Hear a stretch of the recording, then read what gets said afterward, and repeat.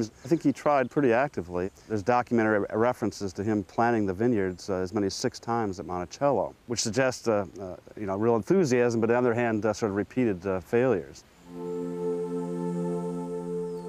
제퍼슨의 열정에도 불구하고 유럽산 포도 품종은 알 수 없는 풍토병 때문에 살아남지 못했다. 1800년대 중반, 오하이오는 미국산과 유럽산 포도의 잡종을 개발하여 와인 산업을 발전시켰다. 그러나 이번에도 풍토병 때문에 와인 산업은 실패했다. 미국 서부의 와인 제조업자들은 훨씬 운이 좋았다. 결국 포도나무는 캘리포니아에 뿌리를 내렸고 캘리포니아 와인 산업은 전 세계 와인 산업의 판도를 바꿔놓았다.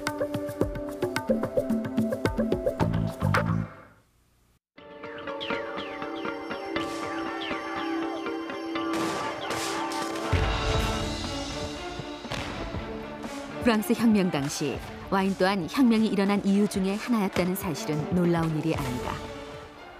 1789년 바스티유 감옥을 습격하기 훨씬 전부터 파리 시민들은 파리로 들여오는 모든 와인에 200%에 달하는 세금을 걷어들이는 세관의 건물을 불태우곤 했다. 결국 루이 16세는 원한의 대가를 치렀고 그 다음은 교회 차례였다. 혁명 정부와 혁명 이후 등장한 나폴레옹은 교회 소유의 포도원을 몰수하고 경매에 붙였다. 그리하여 샴페인에 있는 동페리뇽의 수도원과 부르고뉴 시토 수도의 수도원처럼 수도사들이 와인을 제조하던 오랜 전통은 끝이 났다. We were the owners of Clos Vougeot, for example. The revolution chased us off, confiscated our property, sold it off to others, and we never got them back. 나폴레옹은 성직자를 좋아하진 않았지만 와인은 굉장히 좋아했다. 전쟁터로 갈 때마다 그는 항상 샴페인에 들렸다. 그가 자주 들렸기 때문에 샴페인에 있는 그의 친구이자 와인 제조업자 장 레미 모에뜨는 포도원 옆에 나폴레옹을 위해서 건물 3개짜리 저택을 새로 지었다. Mr. Moet thought in himself in 1806, 1807, my house is too small to welcome people such as kings or emperors. So he decided to build a new house. It was a good place to stay before going to the war and an even better place to celebrate after the war. 나폴레옹이 이곳에서 와인을 곁들인 근사한 식사만 한 것은 아니었다. The story goes in 1807, Mr. Moet decided to go early morning, to his room to offer him a breakfast. That was 5 o'clock in the morning, and when he knocked at the door, and when he entered into the room, the emperor was already working on maps in his room, alone. 그때 나폴레옹은 푹 쉬어야 했다. 그로부터 8년 후 나폴레옹은 웰링턴 공과 러시아 황제를 비롯해서 샴페인을 사랑하는 다른 동맹군들에게 패했다. 현재 나폴레옹이 쓰던 방들은 샴페인을 방문하는 유럽의 정치가들에게 제공된다.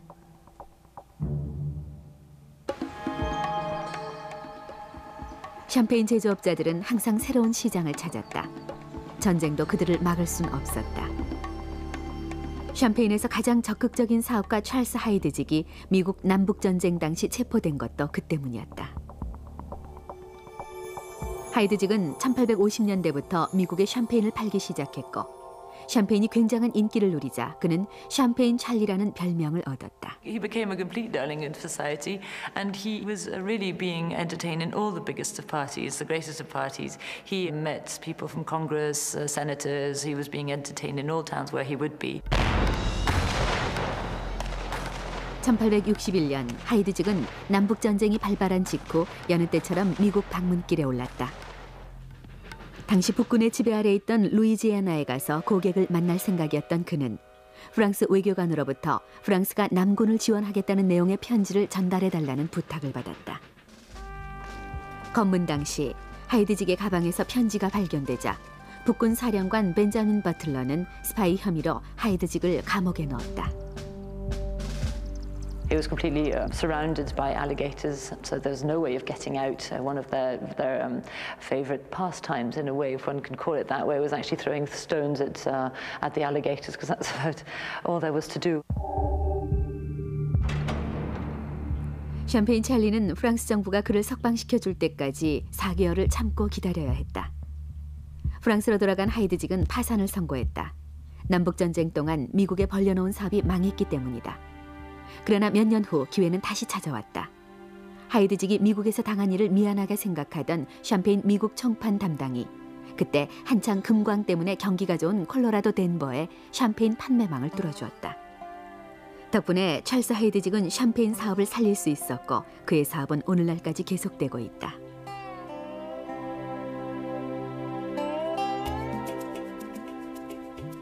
하이드직이 미국 시장을 공략하던 시기, 미국의 와인 산업도 서서히 이름을 떨치기 시작했다.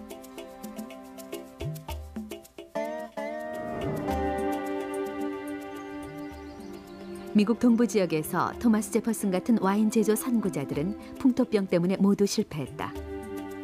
그러나 로키 산맥 서쪽 지방은 상황이 달랐다. 18세기 프란체스코회 수도사들이 캘리포니아 북부 지방으로 이주한 뒤 그들은 교회를 지을 때마다 포도원도 함께 만들었다.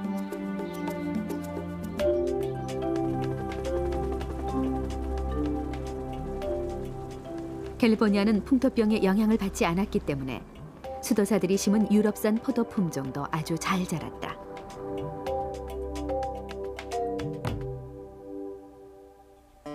그러나 캘리포니아 와인 산업은 1848년 샌프란시스코 북쪽에서 금광이 발견된 후에야 본격적으로 시작됐다.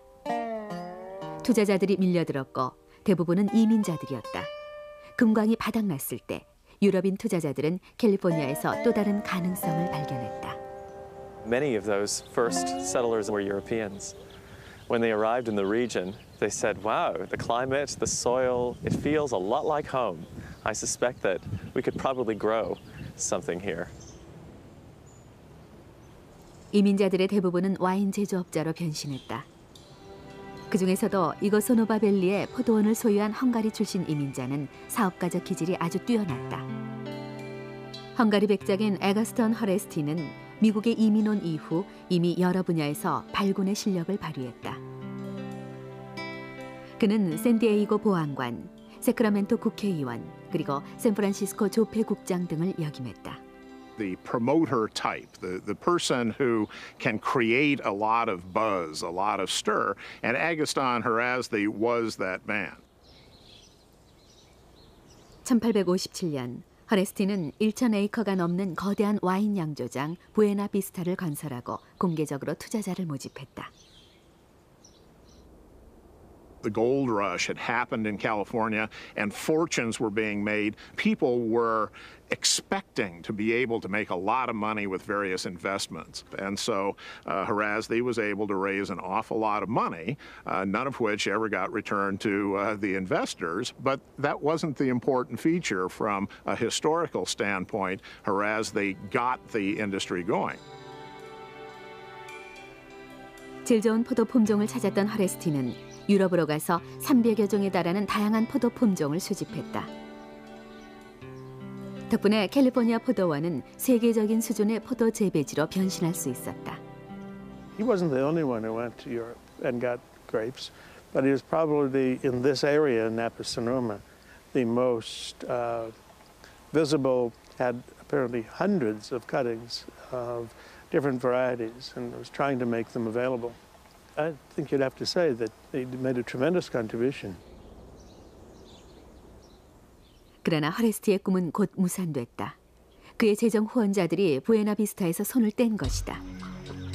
결국 그는 새로운 사업을 시작하기 위해 니카라과로 갔고 소문에 의하면 강물에 빠져 악어밥이 됐다고 전해진다.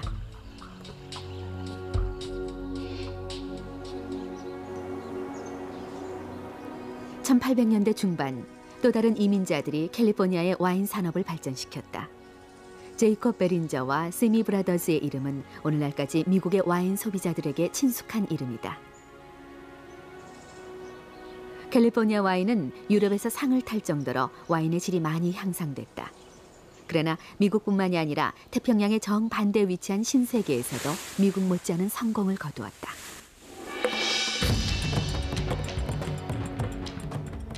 (1788년) 최초의 영국 함대가 시드니 항에 도착했을 때 죄수와 군인, 자유정착민들로 가득한 배 안에 포도나무도 있었다. 새로운 총독은 도착하자마자 시드니 오페라 하우스가 서 있는 곳에서 멀지 않은 곳에 포도나무를 심기 시작했다. 영국인들은 오스트레일리아를 영국의 포도밭으로 바꿀 생각이었다. 호주 정착민들은 아메리카 정착민들보다 운이 좋았다. 유럽산 포도는 오스트레일리아에서 잘 자랐다. Very much a part of early colonial life. Got your land, you established your farm, you dug a well, you planted a vineyard. It was always very much a part of being seen as the whole new world adventure. 오스트레일리아에서도 이민자들이 포도 재배를 주도했다. 그 중에서도 가장 두드러진 와인 제조업자는 환자들에게 처방하기 위해 와인을 제조한 의사였다. 그는 후에 오스트레일리아 와인업계의 유명 인사가 됐다. 1844년 크리스토퍼 펀폴드는 프랑스산 포도나무를 들고 오스트레일리아에 도착했다. 그는 애덜레이드 근처에 작은 오두막집을 사고 주변에 포도나무를 심었다. 작은 오두막은 가족들의 집이자 양조장이었으며 병원이었다. Well, this is Dr. Penfold's surgery. He would have been sitting here at this desk looking after his patients who would have been lined up there in the hallway waiting for him. The reason they were here is that a lot of them were suffering from anemia. And Dr. Penfold's cure for this ailment, he was convinced of the medicinal properties of wine and he was prescribing wine for them. And a lot of them would have left here very happy with a bottle of his wine tucked under their arm. 소문은 삽시간에 퍼졌고 곧 펜폴드 박사는 오스트리아 전역에 와인을 팔기 시작했다. 그러나 펜폴드 박사는 아주 젊은 나이에 세상을 떠났고 후에 그의 아내가 그의 양조장을 오스트레일리아 최대 와인 회사로 키웠다. 캘리포니아와 마찬가지로 1800년대 중반 오스트레일리아의 와인은 세계적인 수준으로 발전했다. Some of those wines were winning medals in Vienna and Paris and places like that. And winning to the extent that the judges were questioning whether these wines were in fact from Australia. They couldn't believe that wines so good could be grown in the colonies, in the New World. 그러나 신세계 와인 산업의 성공은 오래가지 못했다. 눈에 보이지 않는 포도 해충이 전 세계 와인 산업의 기반을 위협한 것이다.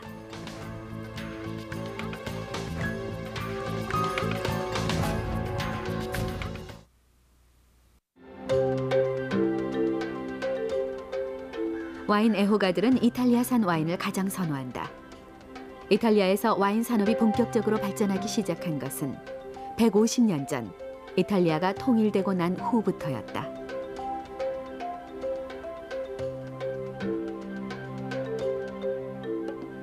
당시 이탈리아는 주변 강대국들에 의해 분할 통치를 받고 있었다. 대부분의 와인은 질이 떨어졌고 국내 수요를 충족시키기 위해 적은 양이 제조될 뿐이었다. 그러나 1800년대 중반 이탈리아 와인 산업과 정치는 동시에 혁명을 겪었고 놀랍게도 같은 사람들이 이 두 가지의 선봉에 섰다. 그 중에 한 사람이 토스카나에 있는 이 거대한 저택에 살았다. 그의 이름은 베티노 리카슬리 남작이었다. He lived very simply. He didn't like luxury. He built all this renovation of this big castle, but he lived himself only in these few small rooms in a corner of the castle. And he had a very austere way of living. 리카슬리 남작에겐 두 가지 열정이 있었다. 와인과 이탈리아의 독립이었다. 그는 와인 산업에 먼저 뛰어들었다. 키안티 와인은 수세기 동안 널리 알려졌다. 그러나 1840년 집안 대대로 내려오는 브롤리오 성과 포도원을 물려받았을 때 리카슬리 남작은 와인의 맛에 크게 실망했다. 그 후 그는 와인 제조에 대한 책을 닥치는 대로 섭렵했고 몇 년 동안 연구한 끝에 키안티 와인을 세계적인 수준으로 끌어올렸다. This is his desk. There are many documents concerning the wine and the vineyards and so on. He was also a good painter. This is his self-portrait while analyzing the yeasts of the wine with a microscope. Here you can see samples of wine which he produced then. This was a red wine, only being corked very badly and being also so old. This is 1852. The color has dropped down and the liquid is no longer wine. It didn't keep well. And here there are leaves of vines hurt by pests or other illnesses which he was studying and still exist, kept in alcohol. 마침내 리카슬리 남작은 산지오베세를 비롯한 3가지 포도 품종을 혼합해서 최고의 키안티 와인을 만들었다. 와인의 질이 좋아지자 판매량도 급등했다. 그의 와인 제조법은 오늘날까지 키안티 지방에서 그대로 사용되고 있다. 그 후 리카슬리 남작은 남은 열정을 정치에 바쳤다. 그는 토스카나 지역에서 오스트리아 군주를 몰아내는 데 적극 협조했고 이탈리아의 독립을 목표로 삼았다. He had this very strong idea and feeling. He said himself that he would have spat on his life rather than changing his idea. 리카슬리 남작은 또 다른 애국자이자 와인 제조업자인 카밀로 카브르와 정치적 동맹을 맺었다. 리카슬리처럼 카브르 또한 이탈리아에서 외세를 몰아내는 데 앞장섰고 현대적인 와인 제조법을 장려함으로써 피에드몬트에서 가장 유명한 레드 와인인 바롤로를 탄생시켰다. Cavour was instrumental in introducing these modern methods and also influenced the royal family, which owned an estate called Fontana Freda, right near where he is, to redo the land, plant vineyards, and grow Nebbiolo grapes for Barolo. 1861년 이탈리아가 통일했을 때 카브르 백작은 최초의 수상이 됐다. 그가 임기 중에 사망하자 리카슬리 남작이 수상 자리에 올랐다. 이렇게 해서 와인 제조업자들이 2개의 혁명을 동시에 이끌었다. 그러나 이탈리아인들이 독립을 축하하는 동안 눈에 보이지 않는 무서운 해충이 유럽의 포도원을 위협하고 있었다. 1860년대 프랑스 와인 제조업자들은 이상한 현상을 목격하기 시작했다. 포도나무의 상당수가 말라 죽기 시작한 것이다.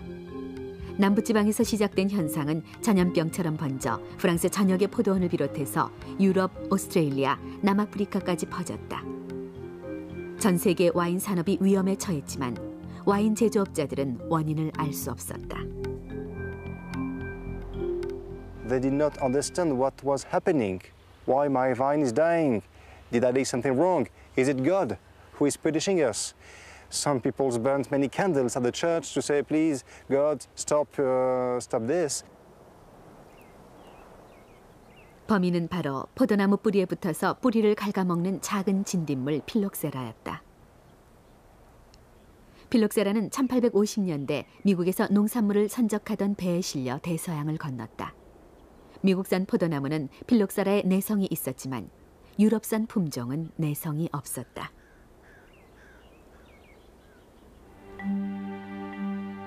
토마스 제퍼슨이 유럽산 포도 재배에 실패한 것도 이 때문이었다. 1870년대와 80년대에 걸쳐 필록세라는 로키 산맥을 넘어 25만 에이커에 달하는 캘리포니아 포도원을 완전히 전멸시켰다. 어떻게 필록세라를 막을 수 있었을까? 해결책은 단 하나뿐이었다. 미국산 포도 품종이 필록세라의 내성이 있다면 미국산 포도 품종을 수입하는 것이었다. 유럽의 와인 제조업자들은 미국에서 수백만 그루의 포도나무 뿌리를 수입한 뒤 그 위에 유럽산 포도나무를 접붙였다. They had to start at ground level. They had to start here with an American vine that was resistant to phylloxera below the ground. So this part right here is American, and that where the vine is grafted on right here, this is the European vine. That was the traditional high-quality variety for wine. And this whole structure now is still the European variety, but it has an American base underneath it for resistance, and it has a European variety above it for wine quality. This graft union then is what ties the two pieces together and makes them work as a single unit. 접붙이기는 효과가 있었다.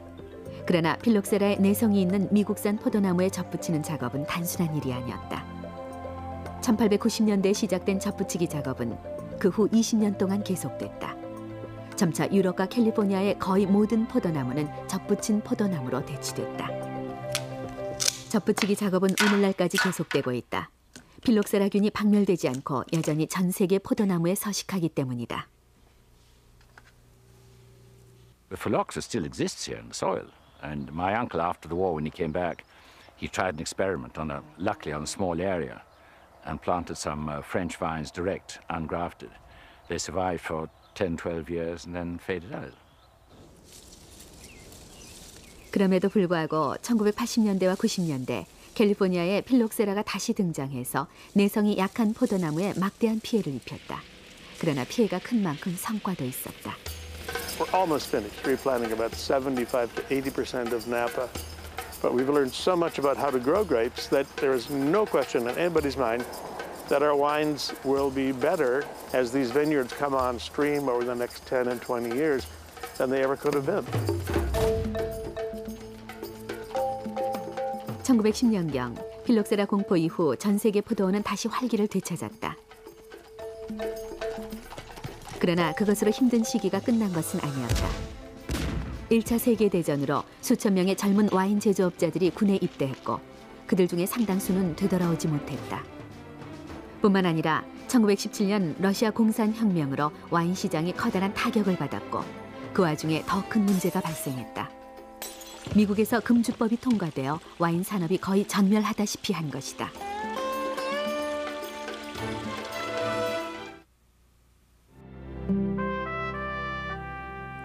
(1920년) 미국 연방의회는 와인 업계에 사실상 사형 선고를 내렸다. 처형 방법은 바로 금주법이었다. 금주법은 알코올을 사회 해악으로 규정한 금주운동의 압력 때문에 도입된 법안이었다. 시장이 사라지자 미국의 와인 산업은 순식간에 파산했다. Well, it was devastated. I mean, there were really only 2 or 3 wineries left that continued to produce, and they could only produce for sacramental purposes. 1933년 폐지될 때까지 금주법이 시행된 13년 동안 미국 와인 공장의 80%가 문을 닫았고 그나마 살아남은 공장은 대공황을 맞이했다. We had to pull out all the fine grapes that we had in Napa Valley, the Cabernet, the Pinot Noir, the Chardonnays, and those grapes there were pulled out. And the industry was really devastated at that time. So we lost out completely. We had to start from scratch. 설상가상으로 금주법은 와인의 질뿐만 아니라 와인에 대한 인식까지 크게 떨어뜨렸다. 미국의 소비자들은 와인을 불법 유통된 값싼 술로 여겼다. The American palate went to hell in the handbasket during Prohibition. Booze was everywhere, but it was badly made and largely sweet concoctions to cover up the flaws. 어니스트와 줄리오 갈로처럼 미국의 와인 산업을 다시 일으켜 세우려던 사람들은 곧 소비자들의 무관심이라는 커다란 난관에 부딪혔다. My Uncle Ernest went out to the East Coast to start selling the first year's vintage of the wine. And he comes back and he's like, Julio, we have our really work cut out for us because we're not only selling wine, we have to let the Americans understand what is so good about wine, teaching them why to enjoy wine on a daily basis. So really, if you look back in 1933, people were not enjoying wine. It was very foreign to them, unlike Europe. It was very difficult. I would try to sell wine in the East Coast, and I can assure you, they want to turn us out. They say, California, you make wine? I mean, it was amazing. We were looked down upon.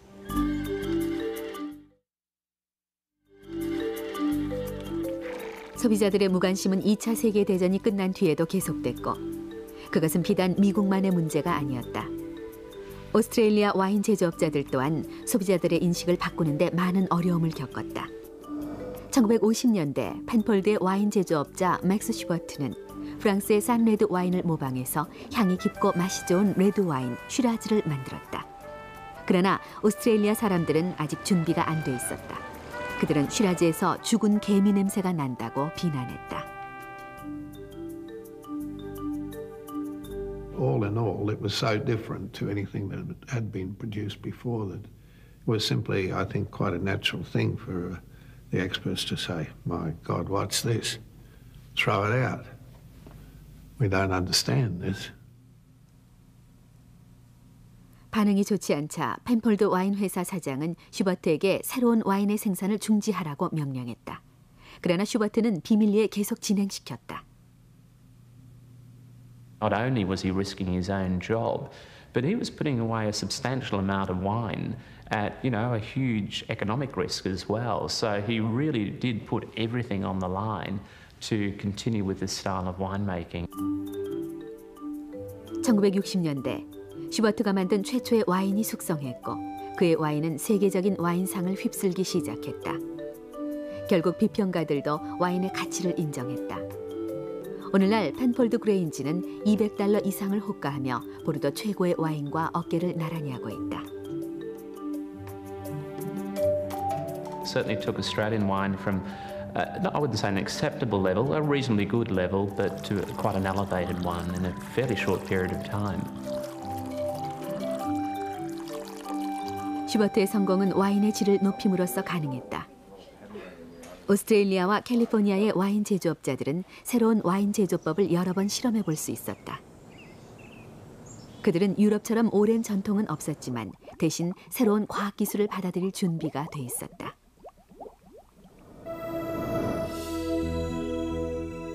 캘리포니아의 와인 제조업자들은 캘리포니아 주립대의 연구원들과 함께 공동 연구를 시작했다.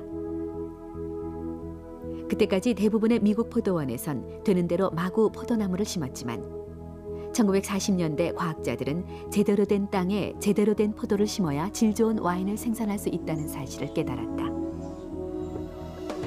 유럽의 와인 제조업자들이 수세기 동안 시행착오를 통해 발견한 사실이었다. We didn't have centuries to work with. We had to compress historical experience down into the best that we could do with science. 문제는 기후였다. 포도나무의 종류와 마찬가지로 날씨 또한 다양했다. 과학자들은 캘리포니아의 기후와 프랑스의 기후를 비교해서 지역에 따라 알맞은 포도 품종을 찾아냈다. The idea that Cabernet and Chardonnay would do well in the middle part of Napa Valley. And there wasn't any Chardonnay there for years and years. But we do know that that was where it should go, and Cabernet, and that's where it is and is doing wonderfully. 변화는 포도원에만 한정된 것이 아니었다. 과학자들은 새로운 기술을 사용했다. 박테리아의 침입을 막기 위해 온도 조절이 가능한 스테인리스 스틸 발효 탱크가 개발됐다. A lot of the fermenters were concrete. Even quite a few of the storage tanks for the cheaper wines were concrete, usually lined with paraffin. But if the paraffin cracked, you got a certain amount of calcium and a little minerally taste and so on. So we had a lot of difficulties. 또한 과학자들은 금주법이 시행되는 동안 잃어버린 와인 제조 기술을 다시 찾을 수 있게 도와주었다. The University of California, Davis, to me was a godsend because they taught me the art of winemaking. They were having all these different fermenting tanks and that they experimented with, and I followed that very, very, very closely. 일단 더 좋은 와인을 만든 후 와인 제조업자들은 어떻게든 소비자들을 설득해서 와인을 마시게 해야 했다. 당시 와인 마케팅에 성공한 회사는 캘리포니아 모데스토에 있는 E&J 갈로였다. 당시 그들은 새로운 기술을 사용해서 소비자들이 믿고 마실 수 있는 값싼 와인을 생산했다. Year in and year out, when they bought a bottle of our family wines, they knew it was going to taste the same. That consistency, the reliability. This is just what America needed at the time.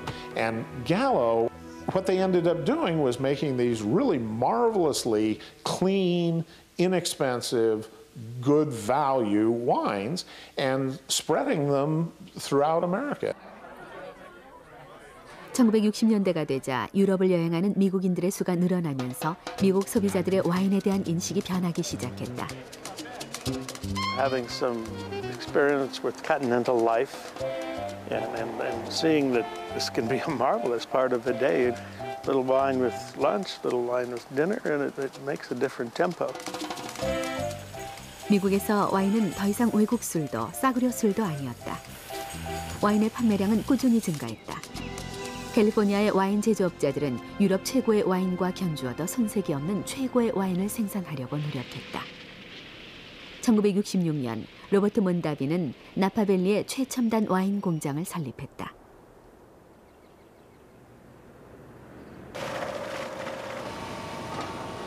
People said, well, what's this fellow doing? He's crazy doing what he's doing. But I knew we had the natural elements, the climate, the soil, the grape varieties to produce wine with its own style, its own character, equal to the finest in the world. 몬다비 와인 공장을 시작으로 캘리포니아 전역에 최고의 와인을 생산하는 수십 개의 크고 작은 와인 공장들이 세워졌다.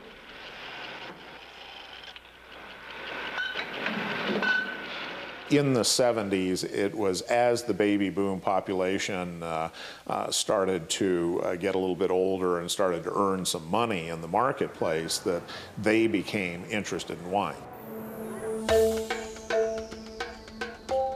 심지어 E&J 갈로 같은 거대한 회사까지 대량 판매망의 프리미엄 와인을 첨가했다. We saw in the 70s that tastes were changing and people were wanting more interesting wine, deeper wine. And so that's where we evolved and we started investing in Sonoma County. It's an incredible place for really making the top-end, high-end wines. 70년대 중반, 캘리포니아는 이미 와인 산업이 급성장하고 있었다. 그때 와인의 본고장 파리에서 와인 업계를 뒤흔드는 전혀 예상치 못한 사건이 발생했다.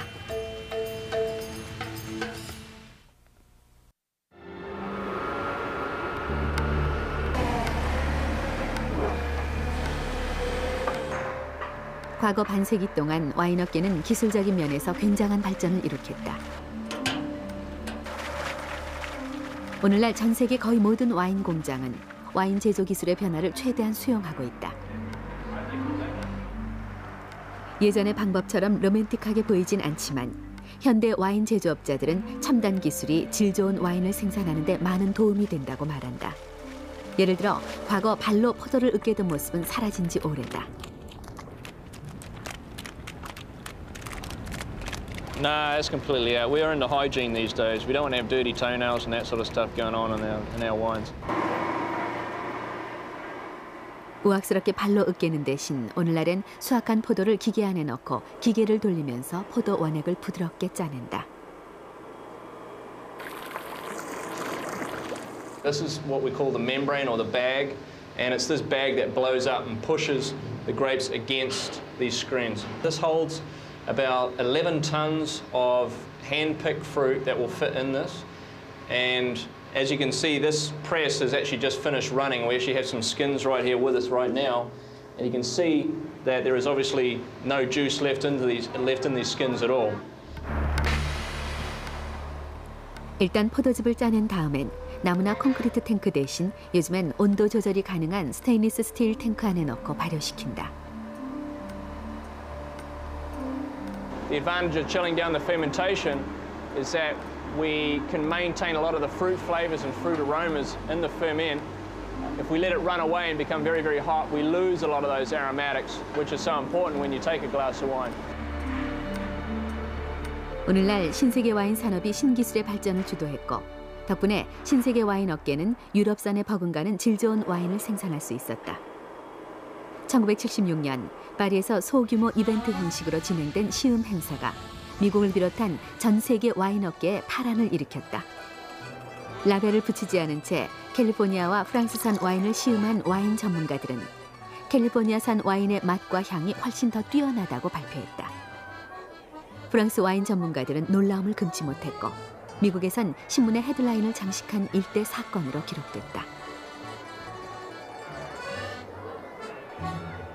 It was worth millions of dollars of publicity. That one thing alone actually let the world know not only France could make white wine, but also other countries could. And I always knew that. Everyone, I was shocked with the result. Here in Burgundy, people were jealous, couldn't believe it, but they thought, we'd better improve the quality. We must strive harder. 유럽의 와인 제조업자들은 전통적인 와인 제조법에 의문을 갖기 시작했고 점차 신세계의 기술을 수용했다. They used to call us the test tube winery because we did so much research work. And then many of them came to visit our winery here. And little by little, they began to use some of the techniques that we use here. 구세계가 신세계 기술을 도입한 전형적인 예는 이탈리아 토스카나 지방에서 찾을 수 있다.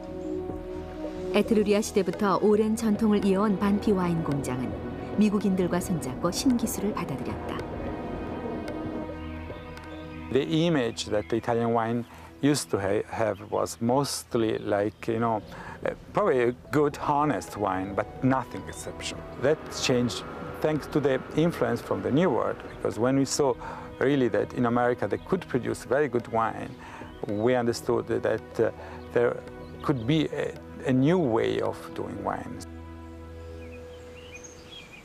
프랑스 또한 보르도 샤토 중에서 가장 전통 깊은 와인 제조업체가 신기술을 받아들였다. 그러나 프랑스 와인 특유의 독특함을 살리기 위해서였다. There's always something to be learned from all parts of the world. We've never tried to make a California-style wine. We make our Haut-Brion Bordeaux and we try to express as best as we can the special character of the vineyard. Great wine comes from the vine itself. It is the vine that makes the wine. C'est la vigne qui fait le vin. 질 좋은 와인을 생산하려는 노력은 와인 공장에서뿐만이 아니라 포도원에서도 계속되고 있다. 현재 과학자들은 살충제의 사용을 줄이기 위해 유전자 기술을 이용해서 해충에 강한 포도 품종을 개발하고 있다. We're developing genetic markers for the resistance characters, so hopefully at some point we'll be able to grind up this leaf and say whether or not it has those markers for resistance and then discard any plants without those markers. There's already concern in the world about pesticides and that's only going to grow. The need to have resistant varieties is going to be critical. And I think that'll occur somewhere between 20 and 30, maybe 40 years from now. 기술의 발전은 심지어 전통 깊은 코르크 마개까지 위협하고 있다. 한때 값싼 와인에만 사용되던 뚜껑이 최고 품질의 와인에도 사용되기 위해 코르크막의 단점을 극복하고 업그레이드됐다. Very easy to open, ensure a terrific seal over a very prolonged lifetime of the wine, and yes, an excellent alternative. 코르크막의 단점을 극복하려는 시도는 여전히 초기 단계에 머무르고 있지만 새로운 뚜껑이 와인 시장에서 인정을 받고 있다. We've found, certainly with aromatic white wines and increasingly with other whites, a greater retention of fruit and zest and character over quite some time. A number of people in Europe, the UK, a number of our customers want this type of seal. And of course the customer's always right.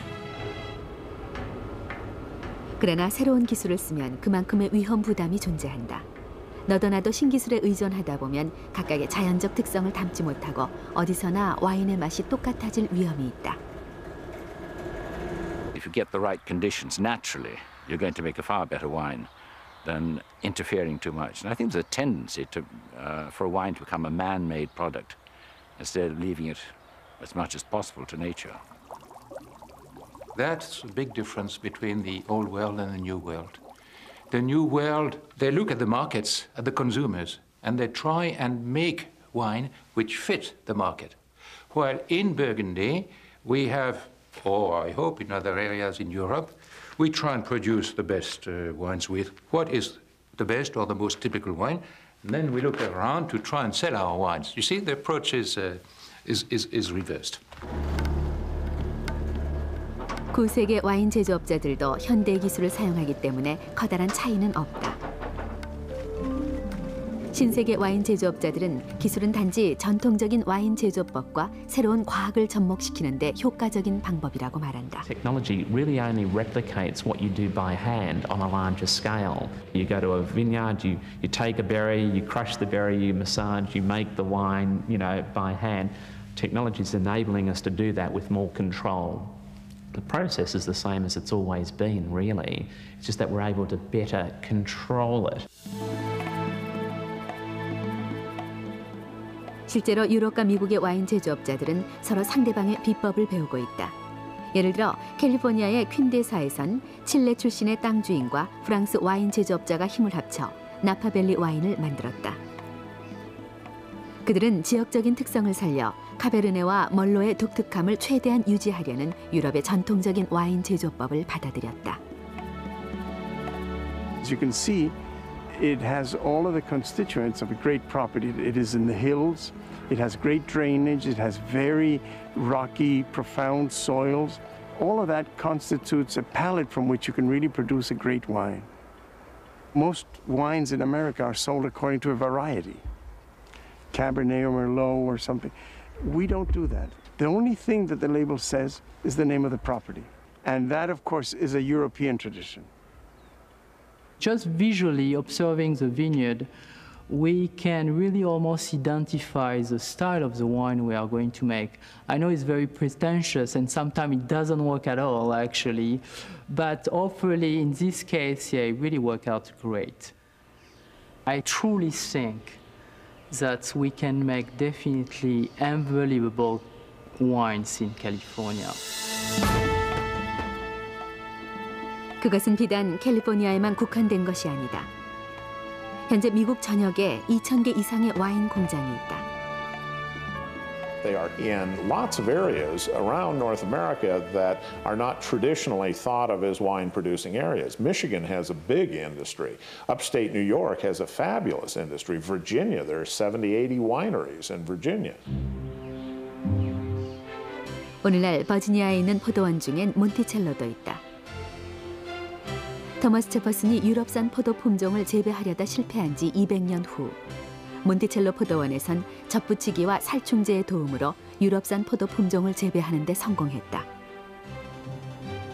제퍼슨 시대에도 그랬던 것처럼 몬티첼로에선 이탈리아 와인 제조업자가 키안티의 포도 품종인 산지 오베제로 적포도주를 만든다. 그는 200년이 지난 후에야 와인 생산에 성공했지만 토머스 제퍼슨 역시 기뻐할 것이라고 말한다. I think Jefferson wouldn't know what to do with himself if he tasted a wine like that. He would be very proud of it, I've no doubt. If you are patient, you know that you can get something out of good vision, great vision, so here it is. 와인 제조업자들은 하나같이 오늘날 값싼 와인이든 최고급 와인이든 과거 어느 때보다 질이 좋아졌다고 입을 모은다. 그렇다고 해서 소비자들이 더 많은 와인을 찾는 것은 아니다. 오히려 유럽의 1인당 와인 소비량은 30년 전에 비해 반으로 떨어졌다. Now people is working more and more, so we won't drink probably 3 glasses of wine as my grandfather used to do, but 1 glass of wine for lunch is still quite common in Italy. 미국인들의 와인 소비량은 어떨까? 제퍼슨이 기대했던 것처럼 와인이 일상생활의 일부가 됐을까? 수치상으론 여전히 먼 나라 얘기다. 미국인들은 매년 1인당 7리터의 와인을 마신다. 유럽과 비교하면 5분의 1에도 못 미치는 양이다. There are places like Maine where prohibition has been passed and repealed 4 times. We're really quite schizophrenic about things like alcohol. And right now, 1/3 of the American population doesn't drink any alcohol at all. Another 1/3 doesn't drink any wine. Ever tried to convert a Budweiser drinker from Bud to Gewürztraminer? No way. 와인은 모두를 위한 술이 아니다.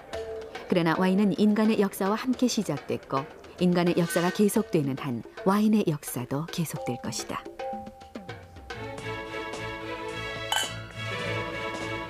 There's a statement that says water separates people and wine unites them. And I think that that's very true. There's something that is very special about a God-given beverage that is indicative of the best of nature, that is not only intellectually intriguing, healthfully beneficial, but just is so much fun. 7,000년 전 고대인들이 우연히 발견한 와인에 매혹된 이후 와인은 끊임없이 변화를 거듭했다. 와인은 결국 발효된 포도주스지만 와인 제조법도 알게 모르게 많이 변했다. 와인은 자연의 섭리를 그대로 담아낸 인류 최고의 걸작품이다.